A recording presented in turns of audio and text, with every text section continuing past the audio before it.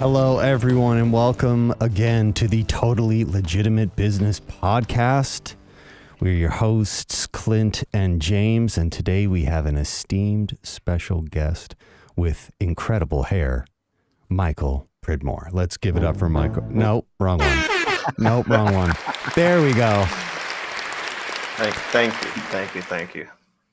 So first, I think we just really need to talk about everyone's Christmas, see how that went since that was yesterday.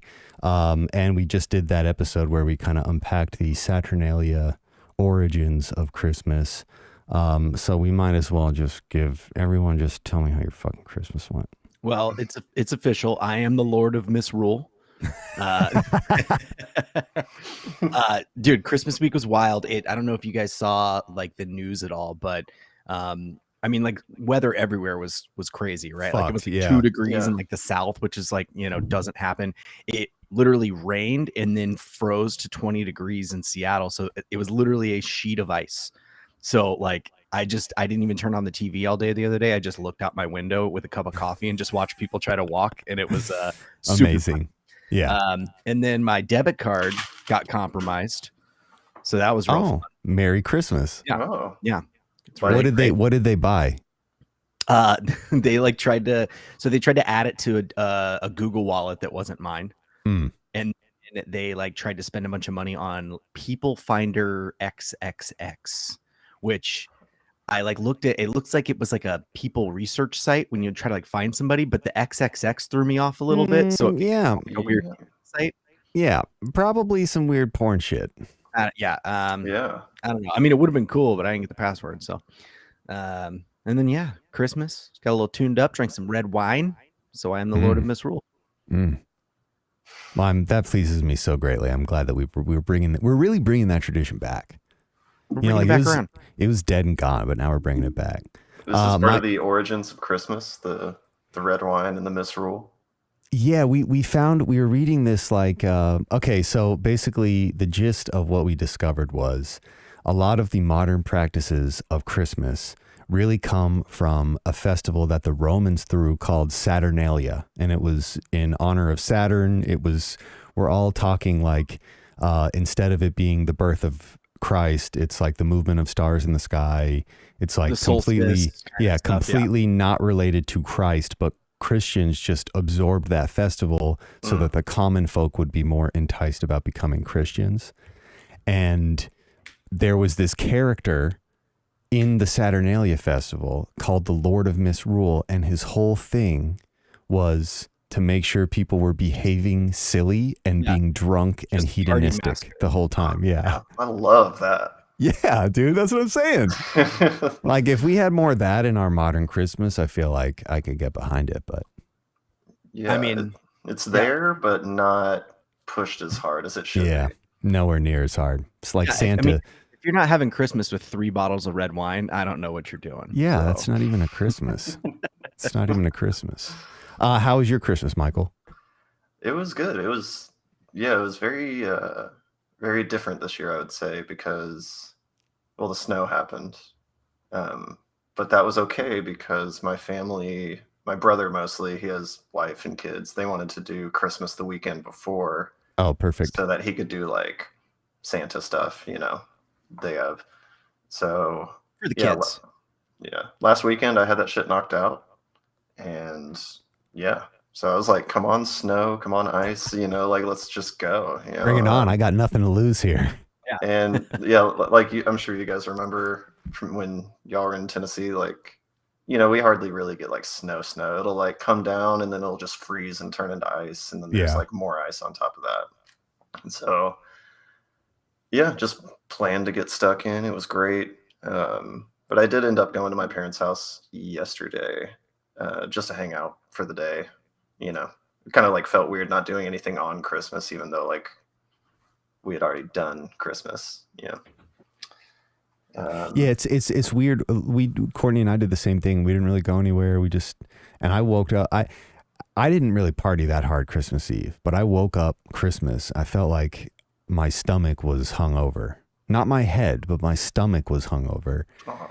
And I just felt queasy and weird, but we just stayed in the house. And it did feel kind of weird there was like that little bit of me that's like, man, I wish we could, go hang with the family or whatever. But it's just a fucking day.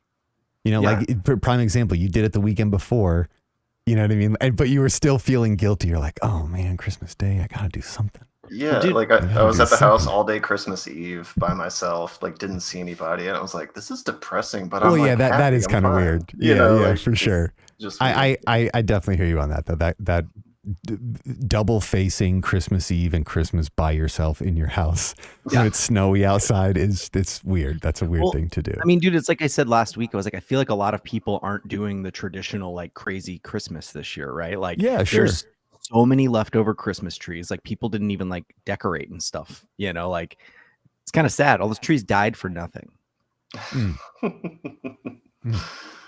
But did y'all go get trees? Not live trees. You're part of the problem. You're part of the problem. No. I got like the tiniest tree from like it was like part of like a gift box. So that's my tree. It's like literally like an inch tall. It's perfect. That's pretty. You can enjoy it. You can enjoy it every Christmas to come. You just keep it growing. I mean, if it will grow. Oh no, it's plastic. Oh. But that could be a goal. Maybe. Well, yeah, as long as it doesn't end up in the ocean, it's not really doing any harm. So exactly, we're good. We're good. Yeah. Tennessee's landlocked. It's fine. Exactly. But I did end up going out to bars last night, which is something I don't think I've ever done. Oh my God, where? Which bars did you go to? All right, so I went to the Villager, which is where my talk show band that we'll get into has been playing at. So they were open at 7, went and played some darts and like hung out with the owners and everything. That was cool. And then we went to Melrose Billiards. Nice. Oh yeah. Afterwards, and that place was popping. I'm sure. Yeah. Yeah. That was honestly, that's one of my favorite places in Nashville. The Billiards. There's just something about the vibe there that it was just always on point. There's plenty of snow in there all the time, if you know what I'm saying. Oh my God. Oh yeah. Merry Christmas. Yeah. Yeah, last call, there's still people just like wide-eyed, just like... Well, that's what I love about it. Like, you go in there and there's like normal-ass people trying to play pool or have a beer, and then there's like always some weirdos in the corner. Or like that back corner, especially, you walk back there and there's just like a haze of smoke, and you're like, I don't know what's going on back here, but... Yeah, like where the basketball is, you're like, they're not playing basketball. They're not playing basketball. No. But it's fine. That's fine. Yeah. So yeah, we kind of skipped over it here, but let's come back to it. Talk show band. Yeah. Go on. The late night talk show format is what it's called. And the easiest way to explain it to someone our age is like, it's like Eric Andre, but live. Amazing. Sick.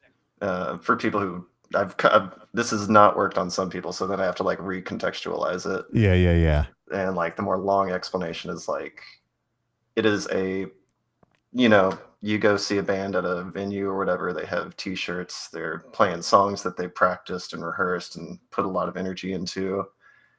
And then you have us who literally bring a desk and plants up onto the stage. And the only thing planned is our guests. We have typically a singer-songwriter from Nashville and a comedian from, if not Nashville, like the Alabama general area. Yeah. And there's just tons of antics going on. I kind of prefer not to know about as much as possible. Yeah, just so you can actually like have reactions and. Oh yeah. Do you do taping? Like, do you tape these? The last one we hired a producer to stream it to Twitch, and that went wrong.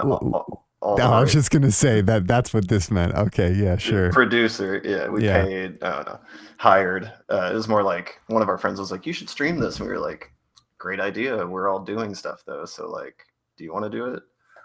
And eventually, that conversation happened enough where he was like, "Yeah, I'll do it. Yeah." And then they did a great job. Yeah, they did an amazing job. It was perfect. It worked. It's a weird beast, anyways. Well, it was just hilarious. They like, I didn't know what they were doing. I had my own.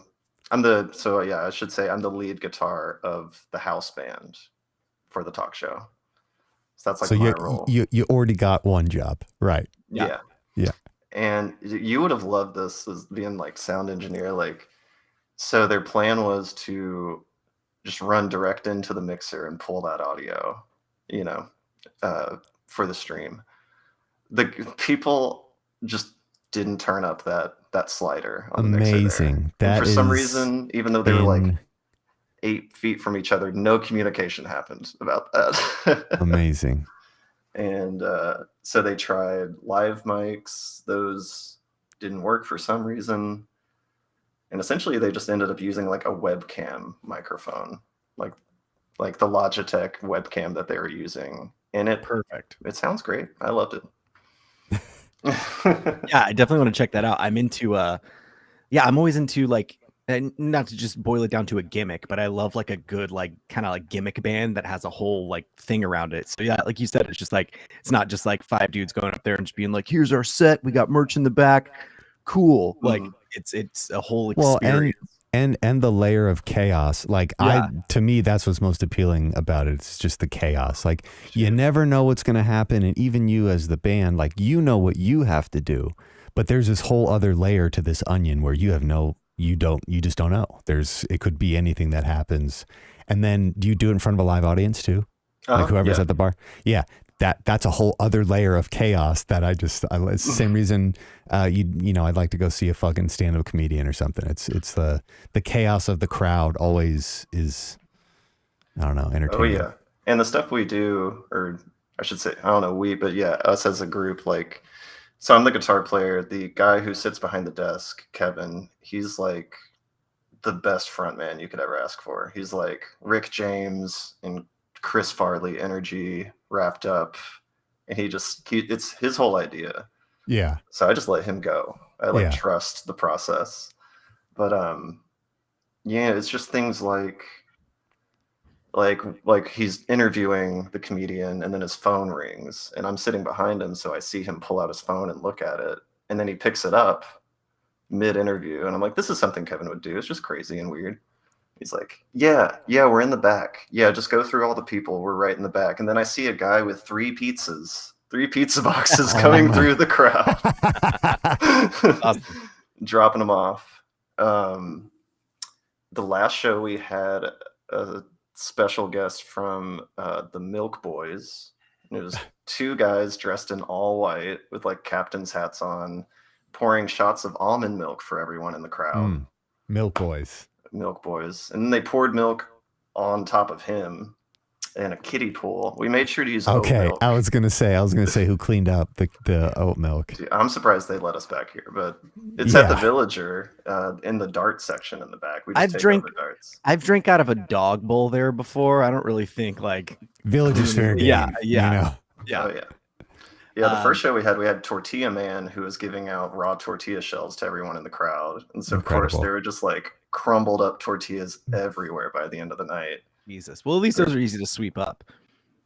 I hope so. I didn't do it. It's the kind of shit that Nashville needs, though. Like, honestly, from my perspective of being in that place, everyone is just a little too stale. And every time I would see a band come through that was just like super obnoxious, it's just what that town needs. It's people. You're not trying to be cool. You know what I'm saying? Like, because you're not like, putting on like the leather jacket and trying to like do like look cool, right? They're not trying to look cool on stage. You're just letting it happen. No, I love that.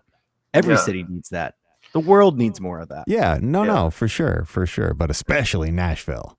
I mean, that's why I was so stoked on it. Like, I've been in, I was in the metal scene back in the day, and I've just been sort of an outside viewer since then. And like, there's a lot of like seriousness and like, we're going to make it. It's like this, we don't even get paid and we don't even practice. All the music's improv. Well, this is, that's what's funny. Like, Nashville is music business city, right? So everyone there is like treating music and everything that has to do with music like it's fucking dollars and cents business. And very few people there are making money off of the music business. And that would annoy me so greatly in any band I played with that was just doing it, trying to do the formula. It was like, come on, dude, just do your own thing. Like, don't we're both playing here tonight. It is unlikely that we're going to get money. We'll get our 2 free drinks. Just be yourself. Like, that will be more interesting than if you try and sound like Jack White or the fucking Black Keys or whatever other fucking band was hip or popular at that time. So I love it, dude. My favorite era was when the hey ho like stomp clap music was really big, and all of a sudden like I was like last year you were in a Christian metalcore band, and now you look like you run a haberdashery. Yep. So yep. I miss those anthems though. I feel like we don't get anthems anymore in music. That's okay. That's okay. You know, we go in waves. Well, that will cycle back, but like we're good on that. We're good on Mumford & Sons for at least a decade. Like let that cycle out for a bit, you know. There was a period of time when I was working festivals where I fucking saw Mumford & Sons every goddamn weekend for multiple summers. I was so happy when they stopped headlining shit. 'Cause I was like, finally, Eminem. Now I'll just have to listen to Eminem headlining every festival for the next 2 years. But I prefer Eminem to Mumford & Sons any day. Well, and you know, just to go back to something you said, you know, I know like Nashville's like, you know, music city and everything, but like that attitude is still everywhere. Like it's still, I still play bands out here, and it's, you know, it's like we're playing like metal shows, and I'm like, I'm just trying to have fun and have a good time. And there's like dudes who are like, you know, obviously I'm not telling anybody to give up on their dreams, but you're like 36 years old, you're playing to like, you know, it's a good show. It's like 80 people there. Cool. But like none of us are going to make it. You know, it's like you know, like, just chill out and have a good time, man. Right. Like, don't just be yourself. The pressure's off. Yeah. The pressure's off. The ego. You just got to try to live without like shame or guilt. And if you like go into situations thinking that, like, obviously, like there's a line for everybody. You're not going to like, well, I don't know how your talk show band is. There might be like full frontal male nudity. I don't know. But like, there's a line of just like no shame or guilt that you can just have a good time in any room you walk into, and like not care what other people think, and not like put yourself in a weird anxiety box, right? Yeah, totally. And that's just like tortilla man. Cool. Yeah. And then tortilla guy comes through, some guy delivering pizzas, or like mid-set he just gets measured for a suit, you know.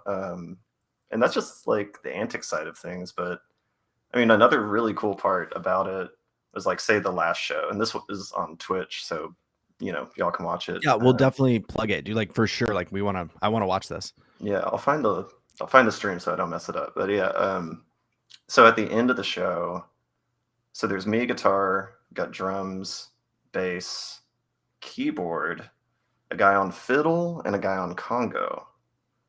I'm trying to keep count here, and we had the Weird Sisters on as our musical guest. It was 2 of them. And they had these like crazy like modular synth like briefcase setup thing where they were just like sitting on the ground just going nuts. Yeah. And we started jamming, and then they hopped into that, and then Kevin and some guy from the crowd had assembled a hat full of just a bunch of words that people had written down in the crowd. You know, they just gave people pens, and they just filled up this hat with whatever the fuck they were thinking, writing on it.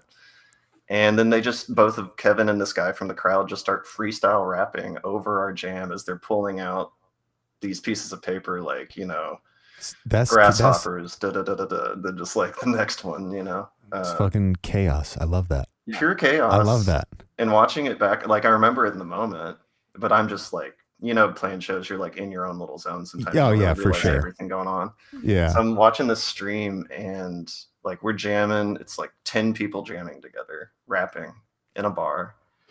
And all of a sudden people are yelling, "Go Milk Boy, go Milk Boy." And one of the Milk Boys comes in and just starts like dancing. Oh my God. And we have this like big crescendo at the end, and some guy walks by the camera, and he has one of those like whistles that change the pitch. They're just going woo, like it just seems like the end of some like weird 80s movie or some shit. You mentioned you mentioned earlier too, you were like, oh, like the sound guy just like didn't turn on or something. That also just sounds like a sound guy's nightmare. He's like, you got 11 yeah. fucking oh people? For sure. How many extra mics do you need? For sure. Like, oh, you need a direct line out. That guy came into work and was like, "God damn it, not this again." Yeah. They should know by now. I mean, you know. Honestly, again, in Nashville, if you sign on to be a live sound engineer at a bar, you deserve whatever you get. That's my personal opinion. Trial by fire, baby. Trial by fire, motherfucker. Like wrong town to like, ease into being a sound engineer. Mm-hmm. Yeah, and we do need a lot of microphones. We got one for the desk. I don't think any of our instruments are actually mic'd, and then we need a mic for the 2 guests, and that's always just the biggest hurdle for just 3 microphones. Yeah. But so sure microphones, if you're listening, we need to get sponsored. This sounds like a clear sponsorship opportunity. It's going to be huge. It's going to be huge. And the villagers really liked us so much that essentially we have like a residency there now. I mean, dude, like that little patch right there just like it's a cool little neighborhood in like a usually like not that cool area. You know what I'm saying? I don't know. I haven't lived there in like a while, but like I just remember like that little strip right there, just having like good food, that movie theaters over there. Yep. And, like, Belcourt. Yeah. Belcourt just always doing like weird midnight movies and stuff. And then, the Villagers just like a, fuck shit up bar. Just a shithole, but a good shithole. And it's not smoking in there anymore. That place was the worst back in the day as far as smoke goes. Like, and I don't mind a smoky bar, but that place was just thick. It's still not out of my hair. I still can't get it out. I'm sure it's still stuck there. Yeah. But yeah, so that's been cool. Just like, we're really good friends with the owners now. They love our shit. They want us to play every week, and we're like, there's no way we could do that. Yeah. That's a little much. But dude, like tape that stuff, dude, because I bet that would be like super fun to like just have like a YouTube channel and stuff. And even the stream, like you shouldn't have to dump a bunch of shit onto your back. Like it might be a little bit complicated. You might have to bring an interface with you, but like 100% be streaming that, because some fucking people somewhere will absolutely tune in if you did. You've already got 14 people. Just bring one more to actually. You know what I mean? Like or just take the person who is somewhat technically inclined and be like, before we start playing, make sure the webcam and the fucking knob is turned up and the cable is connected. That it seems you don't have to produce anything from the website because it's the show. Somebody would watch that. Somebody would fucking be into that. James, it sounds like you should submit your resume. That's all I'm saying. Listen, all I'm saying is that I offer streaming services. streaming solutions is what I offer. Some people have streaming problems. I have streaming solutions. That'd be my corporate slogan. Yeah. Trademark, copyright trademark. We're going to put that on polos, embroider it on vests. Take it to trade shows. Yeah. Oh, dude. Yeah. Like total assholes. But that's amazing. So how long have you been doing that? And did you ever think that you would be involved in a talk show? Of all the things that you have done in your life, did you ever think you'd be involved in a talk show? Wow. That's a question. Really? No. Yeah. I mean, I could definitely not have foreseen this live talk show band phenomenon thing happening. I have done like some comedy podcasts in the past couple of years. So like, I don't know, I've kind of gotten into that like show production, like back and forth. What does the audience see? What do you want to put out there? Sort of thought. Sure. But yeah, we've been doing it since February. So coming up on a year. Yeah, coming up on a year. We've done shows like once every 2 months. That's been kind of the steady times that we can get all that together.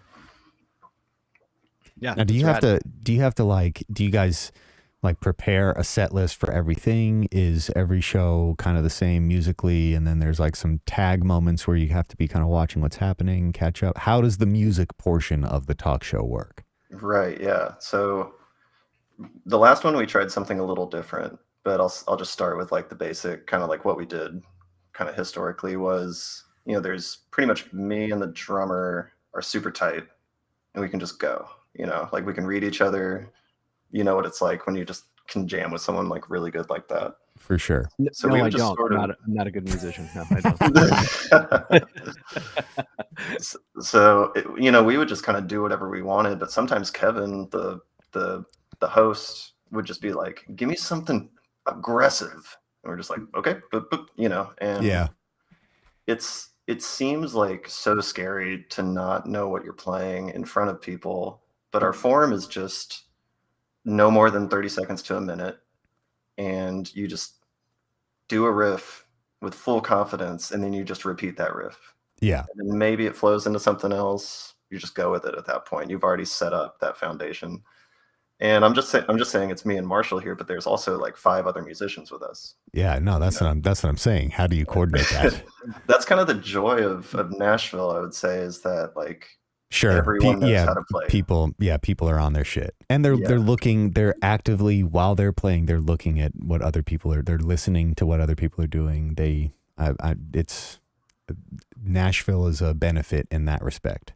Yeah, absolutely. Yeah, like we can read each other, we can flow really well. And there's been times where I see a guy at the bar and I'm like, "Hey man, thanks for coming out to the show." And he has like a fiddle case in his lap and I'm like, "Are you playing tonight or like before?" So he's like, "No, I'm playing with y'all." And I was like, "Great, cool."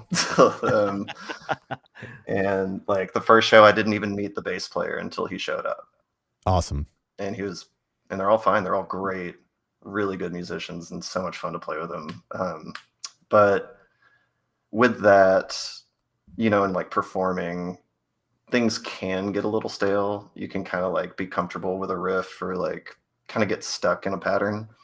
So this last show we experimented with actually having kind of a set list.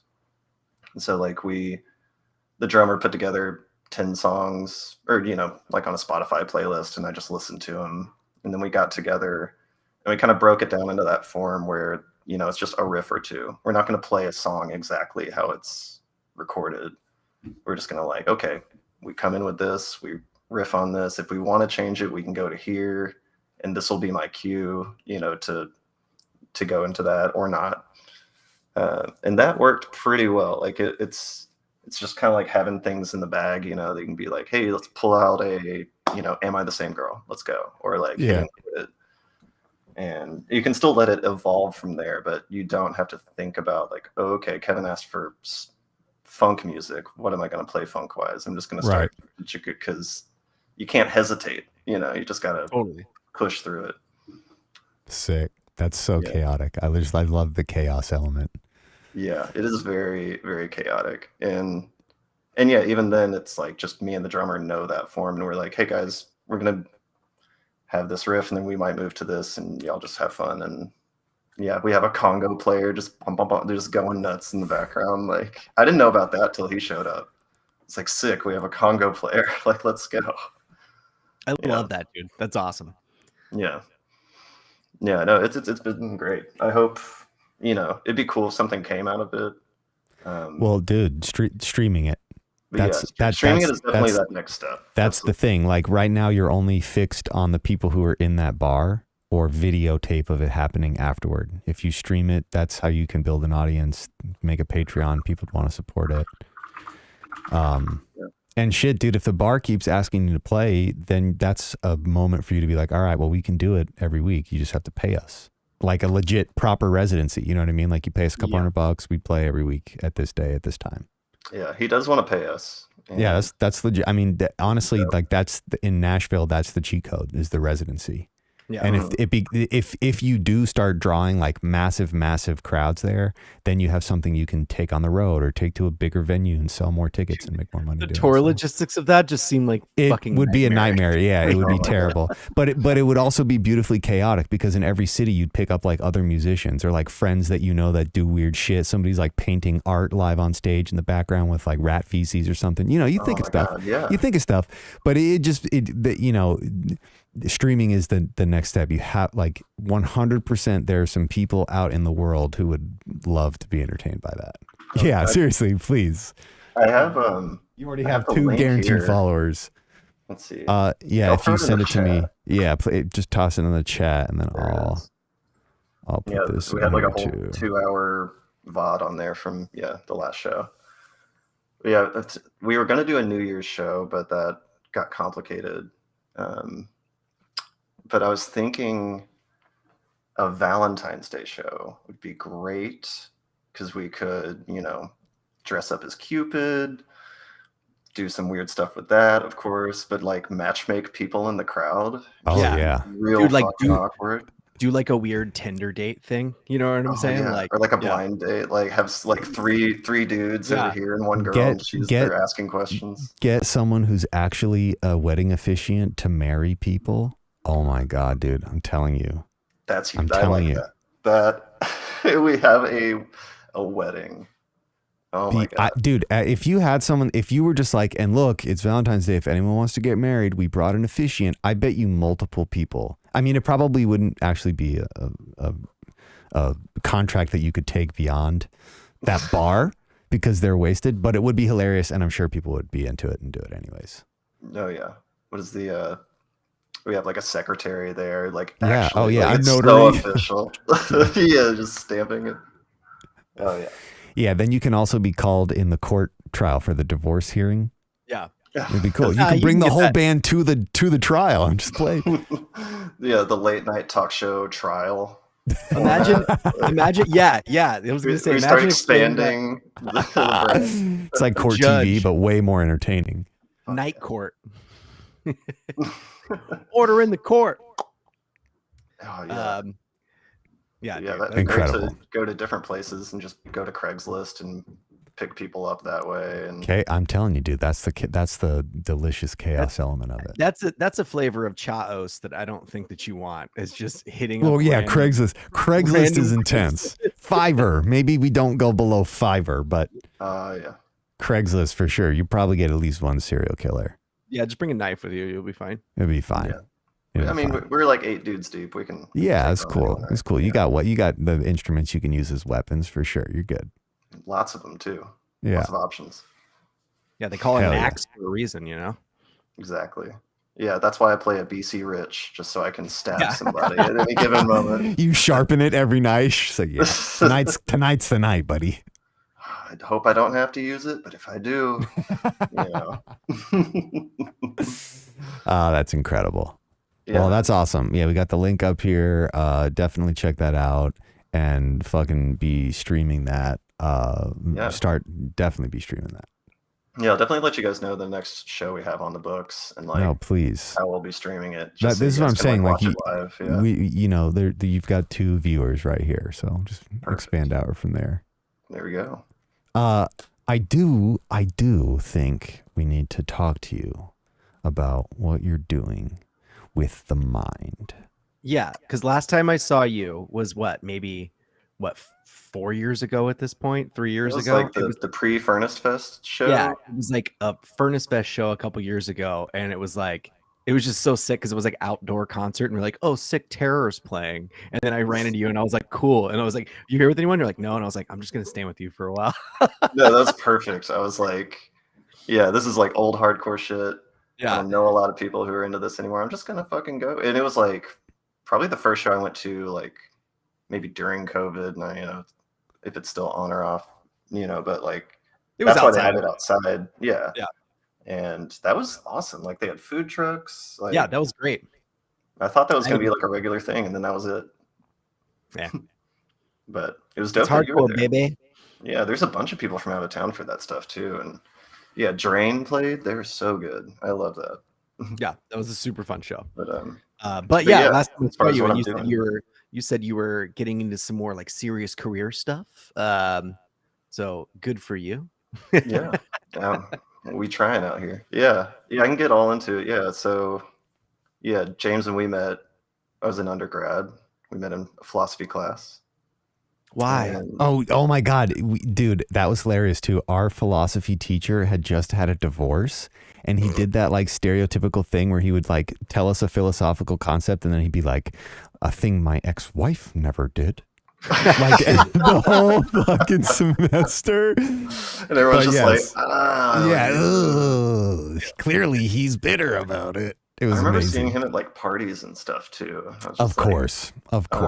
Yeah, he was out there trying to like drop some philosophical knowledge on some young ladies. Yeah, it's a little weird. He was freshly single, so. Hey, you gotta get out there, man. Just 30 years too old. But anyway, yeah, we did meet there. Anyways, continue. Yeah, so I did psychology major, the neuroscience like track that they had. And then I stayed there for my master's and did experimental psychology, which it sounds funny, but I mean, that was the name of the master's program, and it's more like research focused. Sure. Psychology. So like, how do you apply the scientific method to brain stuff, and like, how do you run a study, pretty airtight, so that, like, I always wanted to do the research stuff. I always thought that was interesting, like how we came to know so much about how the brain works based off, these tests that people make up, or these electrodes we put places on the body, and inference, all that type of stuff. And the philosophy helped me with that. I feel like just sort of expand thought process, and then I went and worked at Vanderbilt at the Alzheimer's Center. And that's where I got into, it was hilarious. I got hired to do MRI, like take people to get the MRI, and also do like the computer science of like processing that data.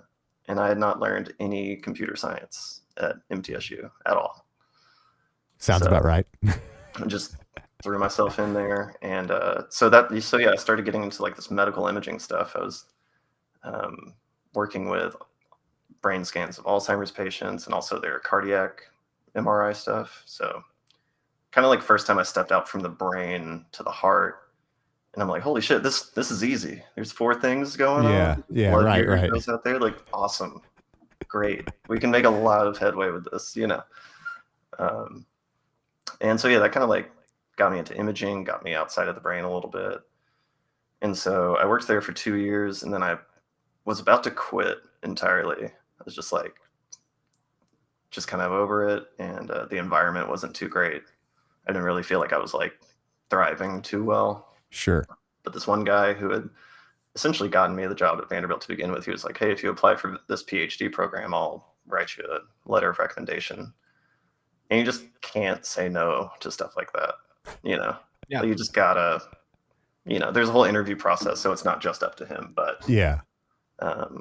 So yeah, I went through that, ended up getting accepted into the PhD program, which was like nuts. I never thought I would be there or at that level. Sure. That's a whole thing. Yeah.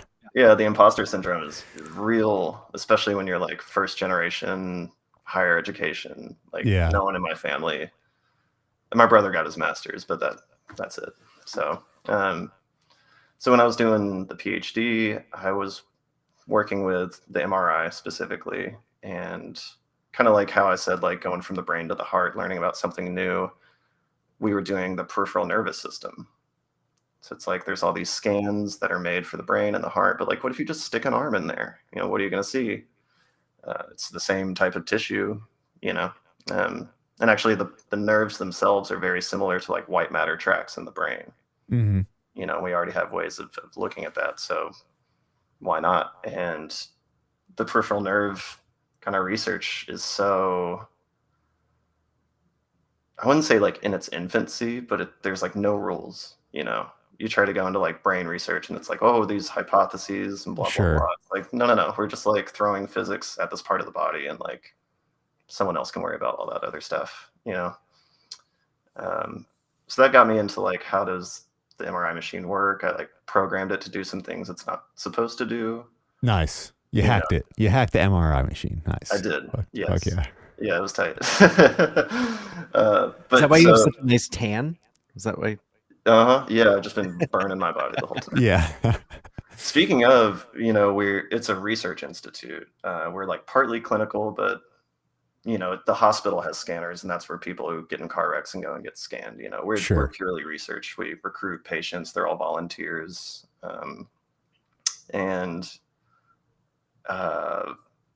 So we, different people who work in the building are studying different stuff. There's one guy doing prostate imaging, some people doing brain stuff, some, all over the place. And we essentially need guinea pigs for each other when we're trying new stuff. So I've gotten literally, and I mean literally, every part of my body scanned in an MRI machine.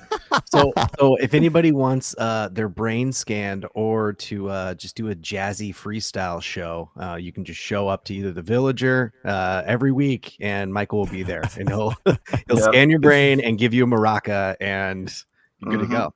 Yeah, and we'll walk right over. It's literally, like right down the street. It's on 21st Avenue. So that's fucking hilarious. The Villager and my job are just right next to each other. It's that's great. Awesome.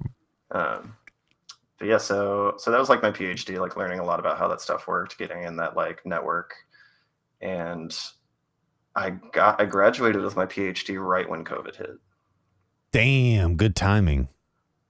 It was honestly, it was weird.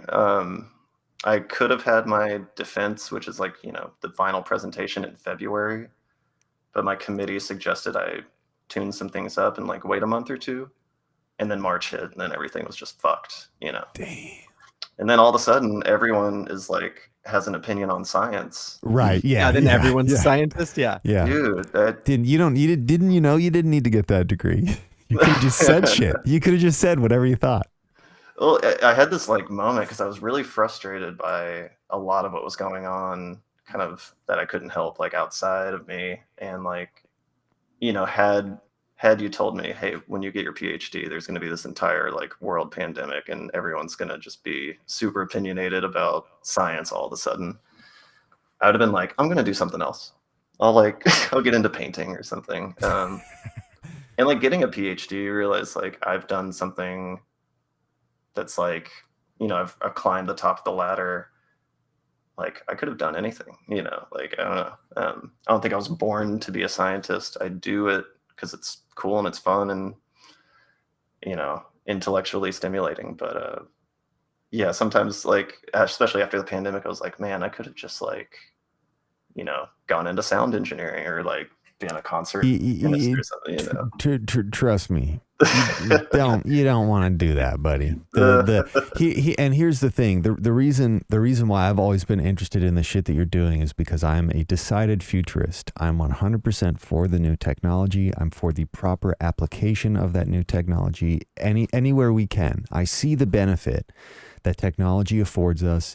In Clint and I's world, it's the ability to create music that sounds just as loud and good as any other music for a fraction of the cost because we can operate the technology. In the 70s or 60s, we'd need $250,000 studio to do that. It wouldn't have been free and we couldn't have done it. And we would have had to apprentice under somebody for decades before we learned all the tricks. But technology allows us to do these things a lot quicker, and particularly with medical. When did they create the first MRI? How old is that technology even? You know what I mean? Yeah, the 70s was when it came about. So by pursuing that path, just by nature of you pursuing a relatively new industry, you're going to be blazing like you're saying, like in the brain world and the heart world, there's tons of literature. People have been studying that and publishing, and there's a lot of people who are trying to contribute to that space. But the MRI, just by virtue, or even any of the technology, just by virtue of it only kind of being here in the past couple of years, the work that you do actually stands to benefit the advancement of the thing. And another hilarious thing is like, you're not intending on doing this, but at some point there's a probability that something that you publish becomes cited and then used as a precedent moving forward. And you've just influenced the future of MRI technology. But you know what I mean? Like that's the level of infancy that a lot of the new medical tech is in. So I'm right there with you. It's super fucking interesting. It's super interesting to just be able to have those kind of toys to play with. And that's my perspective on it too. It's like, we have this amazing giant magnet that can do this cool stuff, and we can look inside your body without cutting you open. And some people are like I'm around a bunch of different research groups, so I see a bunch of different perspectives, but mine is like, literally, let's just put something in there and take a picture of it and then like see what we get from there. Like, it's very kind of experimental and application based. There's some people like building hardware, for example. There's some people just doing software. Some people who are devoting their entire life to studying multiple sclerosis, and then you just got me like, hey, what does this do if I like turn this? Let's press this button. Yeah. So that kind of like, going into the like COVID and getting my PhD, because COVID was going on, it was kind of hard to do a job search. I did interview at Harvard and they offered me a postdoc position.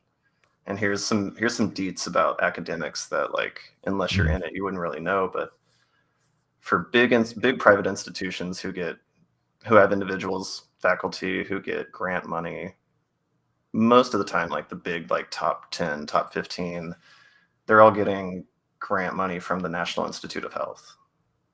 And so when money comes from there, essentially the NIH, I'll just say it, that, abbreviate it, they decide how much someone for a postdoc gets paid, regardless of where you live.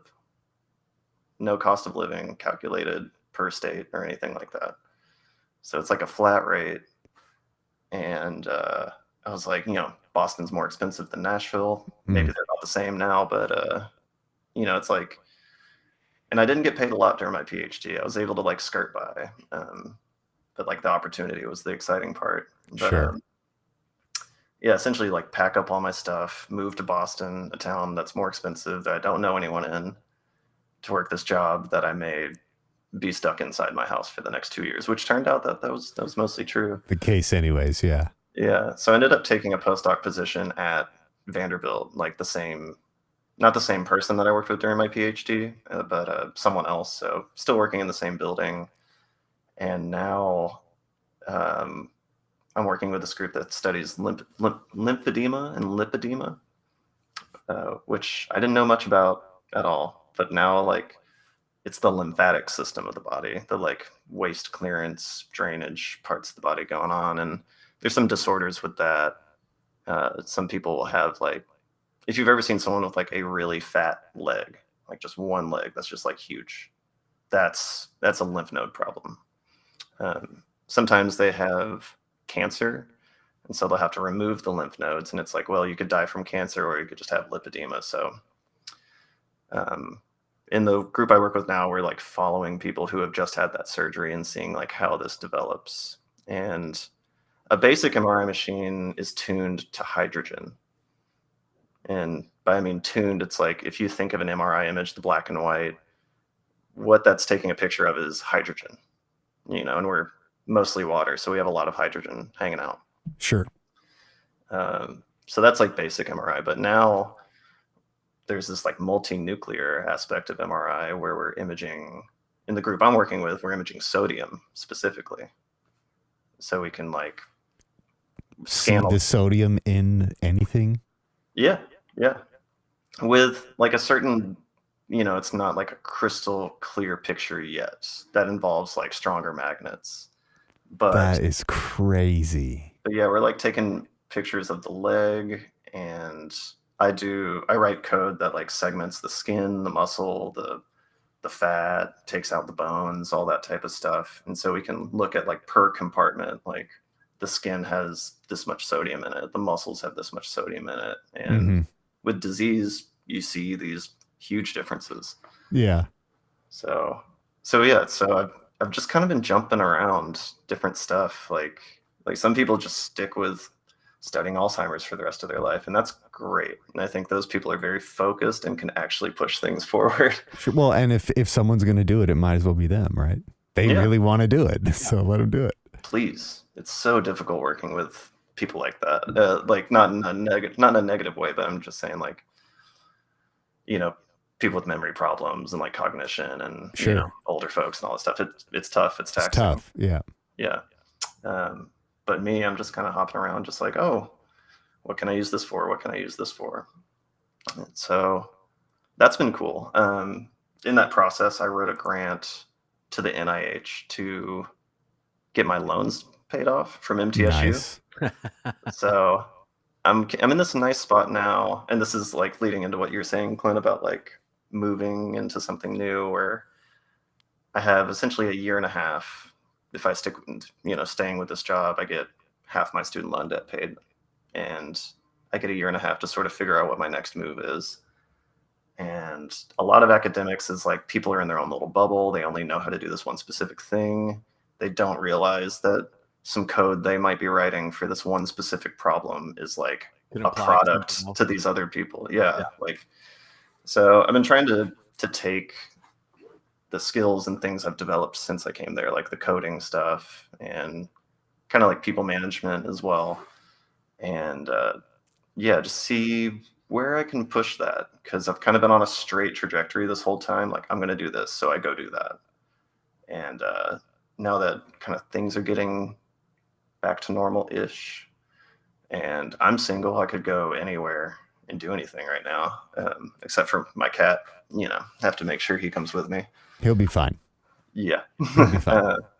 But yeah, just sort of like taking what I've learned and just being like, how can I apply this in other places? Because I have almost this like pedigree now of like, ooh, he has a PhD. He like people in like data science, for example, or just like eating those people up. They're like, come on, please. Yeah. That's, I mean, honestly, bachelor's doesn't matter. Master's is debatable, but still a doctoral degree. That just alone the prestige, because it says you had to commit X amount of time and hours and brain energy into this thing. You have been qualified as an expert on the subject. That still means something. Yeah. It's kind of like what a bachelor's used to mean. I feel like. Yeah, right. Like, exactly. They can learn back something. In the day. Yeah. And then now it's PhD. It's like, oh, they can not get paid well and still learn something great. Yeah, right. I can work with that. Yeah. I don't mean to like shit on it, but yeah, it's just like industry pay is so much different than academic pay. And no, for sure. At some point in life, you're just like, I need a retirement. I need. Yeah. Well, I mean, I think that's a pretty normal trajectory for a lot of people. They spend a lot of time working in what they think morally is the most responsible thing for them to do, but then they realize that working for your morals doesn't pay shit, and you have to have some kind of other source of income. I see a lot of people that I know who are in the medical industry, but I know a lot of lawyer friends who will work for the state and then they'll open their own practice, or they'll get on with a defense firm because the state does not have the resources that private industry has. And that's kind of another segue into a thing that I wanted to ask, which is in your mind, on the horizon of medical technology, what is the shit that is most exciting to you that either you're aware of or that you hope to see? Because like really the closer we step into, Kurzweil said we were going to reach the singularity where a computer could process as much as a human brain sometime between now and 2030. Like this was the window that he expected it was going to occur. We're going to get there soon. And from someone who's in the industry, what is the most exciting shit? Well, what do you think is going to be the next big wave thing? So I think the short answer is like portable imaging. I think that's going to be something huge. And just like kind of we've had Fitbits and, iWatches come on and they like monitor your heartbeat and everything. I think as technology grows and becomes more refined and available, then we'll just start having like, there's a company right now that has like for your iPhone, you can just plug in a sonicator and then do ultrasound on yourself and just like look incredible. At the phone and read it. And love that. Like what crazy. Better way to just be more responsible for your health and like not just be like, oh, well, I guess I'm fine. But like, what if you could just look in there and be like, oh shit, and that. Yeah, but doesn't that kind of go back to like your issue with everyone being a scientist? Right, like no. Okay. Look. Here's the thing. Some people will think that because they have access to the thing, they now have the knowledge of the thing. But there will be plenty of people who understand that the same thing with the Apple Watch. It's a monitor. People who like diabetics with the new like internally rigged systems that beams the information back to their doctor.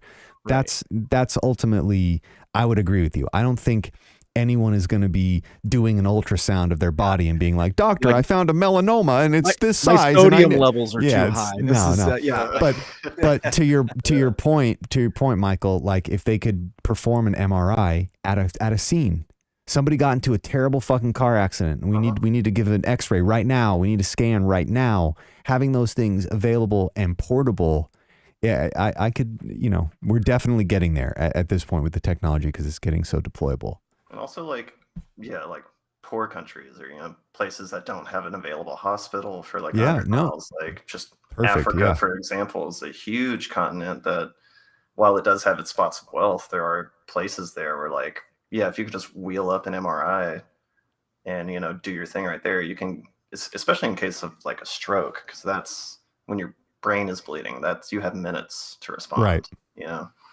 So yeah, I think the portable imaging, that's a big thing. Like there's a company that a lot of people from my cohort have worked for that has a portable MRI system that's like the size of a mini fridge, and they just wheel it around and can do stuff. But this goes into like the second part. I was going to say there's portable imaging. That's like the big and exciting thing. But the cloud computing and like AI stuff is really beneficial to this type of stuff, because there's tons of MRIs out there that have been taken, and there's some like biorepositories that store all this data, and it's become publicly available. So you can say train database. an AI. Yep, database right there. Yep. To say, hey, here's 1,000 healthy brains. This is what a brain is. This is what a brain should look like. And then you give it a case of something, just a new case out of its training data, and it's like, oh, tumor detected or something like that. I mean, it's way more complicated than that. You would actually probably train it on tumor detection, not healthy brains, but sure. So like portable imaging, you have you're diagnosing yourself, you're WebMDing yourself, but that scan data could just buzz cancer. off. I know it's cancer. Oh God. Yep. Oh God. Oh no. Yeah. Like that data could just beam out to the cloud and then come back, and you can have like instant like radiology. See, that's why I feel like people would be into it, because WebMD, there's no answer, but you're just reading what you think is what you might have. Like you're not giving that WebMD, that web medical doctor, any information that they can do anything with. If we give people the power to collect the data themselves, they'll do that. We have no problem. We'll give away our fucking social security number right now. Everyone is okay with giving away with the data. Right. It's just, how do we make it? How do we sell it to them? We have to have a companion Apple app, right? Maybe it's an Apple device. We can get Apple to fucking pay the R&D on whatever it is. And it's like a pill that you swallow, and it goes all the way down your body, and it creates a 3D scan of your whole body, and you just shit it out, and you have to get it out of your own shit though. That's like the weird part. But it's called we can call it the eye enema. You know what I mean? It's perfect. That's great. iMapper, come on, we could be doing this shit. Mm-hmm. But Neuralink has also been fucking me up too. I'd be interested to hear your thoughts on Neuralink. Yeah, I'm a little skeptic on that actually. Yeah. I think of it. My first thought is application based. I don't think if I accept that something like Neuralink is out there and it works, which we're not at that point yet. Yeah, for sure. If I go there, I'm like, not everybody needs one. We should probably give it to people who can't walk. Yeah. Where it would actually benefit their life medically in a serious way. Yeah. Right. But as far as this like sort of implanting, I mean, I think we're going to get there eventually. I think for sure. Of what I think about it, but like Apple's going to release. It'll be iNeuralink, and you just add it to your Apple bill. Slap it on your forehead, and everyone has one on their forehead. And it's just like augmented reality television screens following you around everywhere. Fuck it. What is reality? Doesn't even matter anymore. You know what I mean? Oh yeah. And then the line is completely blurred, and that's the Matrix. It's just like the uncanny valley, but at the meta level. It's like, I think it's interesting. I think I'm more focused on, I guess, the application because of where I'm at and what sort of things I think about when it comes to that. But like, I don't know. I think like as technology has increased, we've kind of reduced our need for privacy in some ways. And you're just like, you're dipping into the well right there. Like it's almost like our thoughts, like what goes on in here is like our last sort of bit of privacy these days. And like, I don't know, like if I say I put one in my head and then like, I can hear what my thoughts are, what if I'm like crazy and I just never knew, like there's all these voices going on in my subconscious or something like that. If you thought the vaccine arguments were bad, just wait until they're like, hey, this is available to the public right now. Like it's going to be a whole thing. Like no way. Oh yeah. There's going to, well, look, I'm of two minds about it here. Like if there is a device that let's say obviously first wave goes to people who it actually benefits their life in a serious medical way. Then layer 2 would be people that don't really, it's an elective medical enhancement because of an accident, because of trauma, the war, injury, something like that. Then layer 3 is any asshole can have it, right?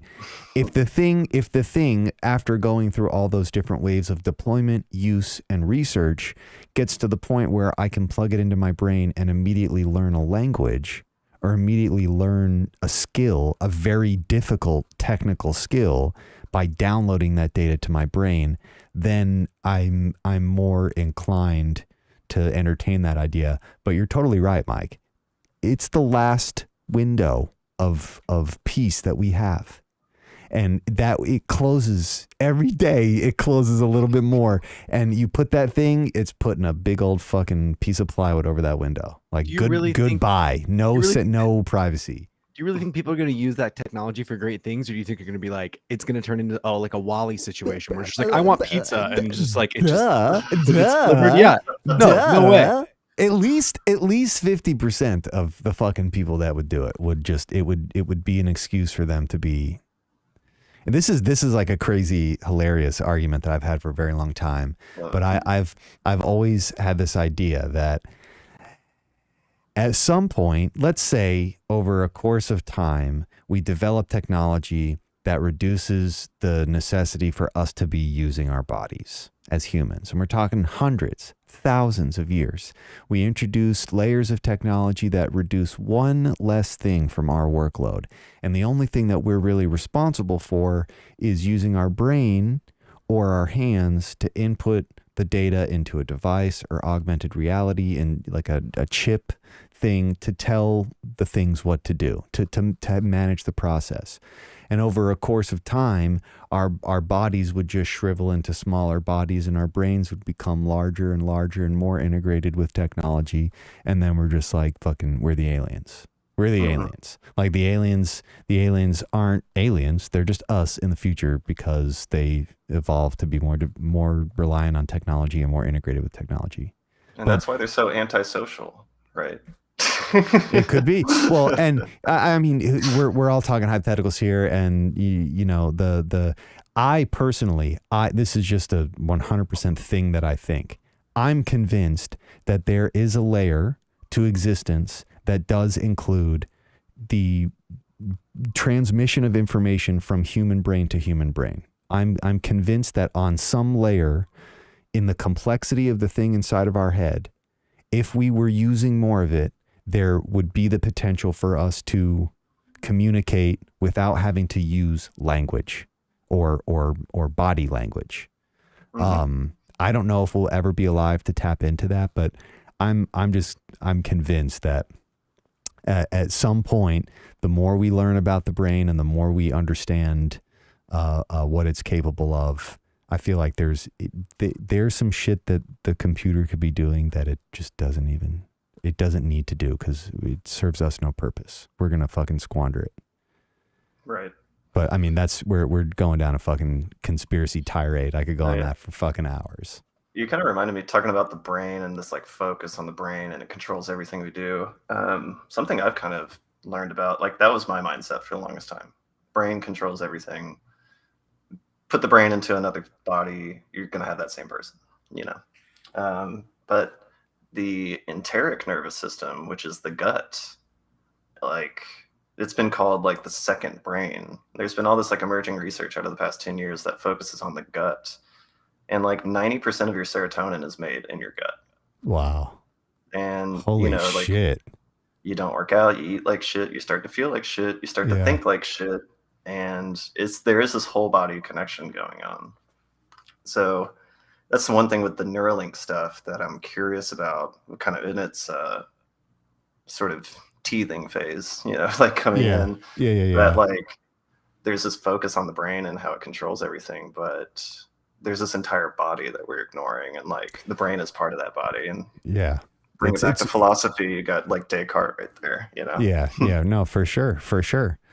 I'm just convinced that at some point, maybe humans were living more in tune with themselves. but not recently. Very, not within the past couple 100 years, maybe a couple 1,000 years. We really haven't been. We've really. It's been a long, hard road to convince people that there's some layer of connection that is deeper than just what we see. And even now, like as we speak now, there's people today who think that, I don't know, to me, we always get lost as humans we lose the forest for the trees. We get caught on these things and we don't ever take the moment to zoom out and think like, oh, wait a minute. Like even just planet Earth, like it's an organism. It's an organism we need it to live. If it doesn't live, we don't live. But look at what we do to it. We know that. Everyone knows that. It's like commonly accepted now that is the case. But we humans just can't zoom out beyond the town that they grew up in to think for a moment like, oh shit, it's much more interconnected. And it wouldn't surprise me if many layers of our science are still fragmented or compartmentalized in that way, where just now we're determined, now that we've developed science, methods, and technology to understand the possible connections better, we're starting to see them. Whereas before, people just couldn't. They were convinced it was one way, right, or the other. Yeah, the philosophers. I was going to say, y'all really did take a philosophy class together, didn't you? Well, and to be fair, like we would, even after class, like we would get together and we would chat about this shit. This is always the learning about the thing is one thing. Talking about the things is the important thing. All the famous philosophers, a lot of them were ostracized for the things that they thought when they were thinking them. But over the course of time, people are like, damn, man, he was kind of thinking in a good way. We really should have absorbed his thinking sooner. But that's, to me, that's what's dead. The information isn't gone. We can all find this information. We can all internalize it and we can all grow and learn from it. But if we're not talking about it, if we're not applying the knowledge that we've learned in practical scenarios, it gets fucking lost. So I don't know. Or just like stretching out the idea, like, like someone thought this cool. Someone thought this too. Like one of them's bullshit, or maybe it's not, like maybe it's maybe they both are. Maybe they're both kind of right. Who knows? Yeah. I mean, that's what kind of my like scientific journey, I guess, has taught me is like, there's all these different tools and ways that we communicate, tools we use to understand the world. And like most of psychology, is just, I think people are like this way. So let me write up this questionnaire and people can rate on a 1 to 5 scale, how they feel about whatever. And not that doesn't help people, but that's just kind of boring to me and feels a little like abstracted from the ground truth that is like what I guess science is trying to do. And that's why I explain my work as like, we just take pictures of atoms. Like everything else you take from there is like, your own bag. But like, I'll just tell you, like, we take pictures of atoms and we have clinicians we work with who can tell us like what our pictures mean. Yeah. And like, when you look at it that way, there's like no pressure. There's no misunderstanding either. It's just like, oh yeah, they're just taking pictures and we're just collecting that data. Yeah. Like there's no feeling about it, or you just hope no one has cancer or something like that. I have seen some shit though, I will say. Taking pictures of people's bodies. I mean, I'm sure you've seen some shit. Oh my God. Doc, there's something up there, I'm telling you. I don't know what it is. Yeah. It's a toy car. I'll tell you what it is. Either he has a light bulb up his ass or his colon has a great idea. You guys ever seen that thing? It's called One Guy, One Jar. No, get the fuck out, dude. No, that's I can't. Anyways. I can't imagine. I've been in an OR before and I can't imagine stuff like that coming through. And the environment of an operating room is not what you think. Yeah. Like, they're blasting Good Charlotte and Simple Plan. Yeah. They're like cracking jokes. They're handing each other obscenely large stainless steel instruments to do stuff. It's fucking hilarious. But I don't know, changed my perspective a lot. They're like football players to me now. I mean, they kind of have to be. No, I can't imagine the pressure. Yeah, they kind of have to be. It's really. I was making that joke the other day too. Like, there's like a certain glass. In my view, most people who are like general practice doctors, they're all bros. Like, if you saw them on the street, you're like, oh, you're just a bro. They give you a fist bump. That's kind of the only person I want. I don't want me being a doctor. Like, if I walked into a doctor and I was the doctor, I would immediately walk out. I want someone who's just like, hey, I'm here till 5, then I'm pounding some brews, and then I'm back here tomorrow. See you, dude. Yeah. Have you ever been to Portland, Oregon? When everyone's a punk, nothing works.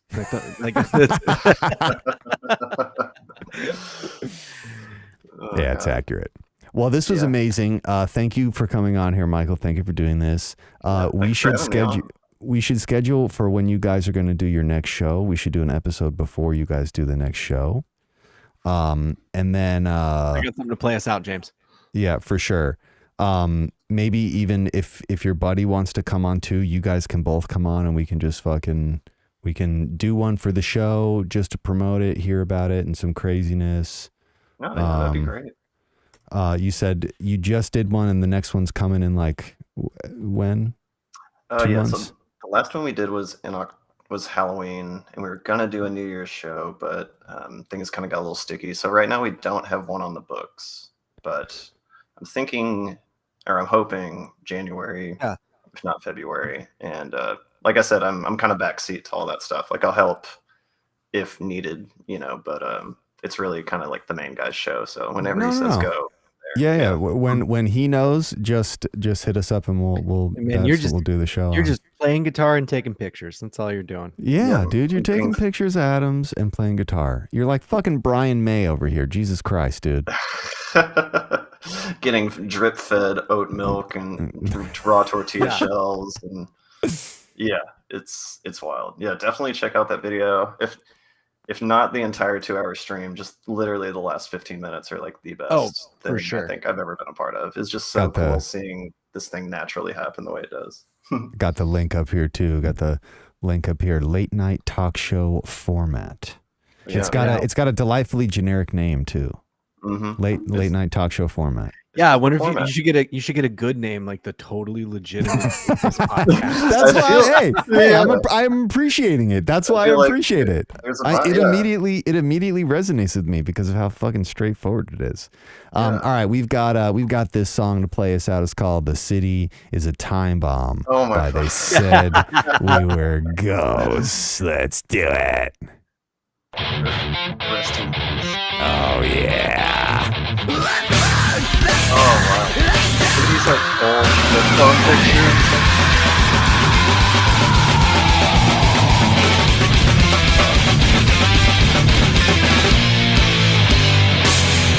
All right, thanks everyone.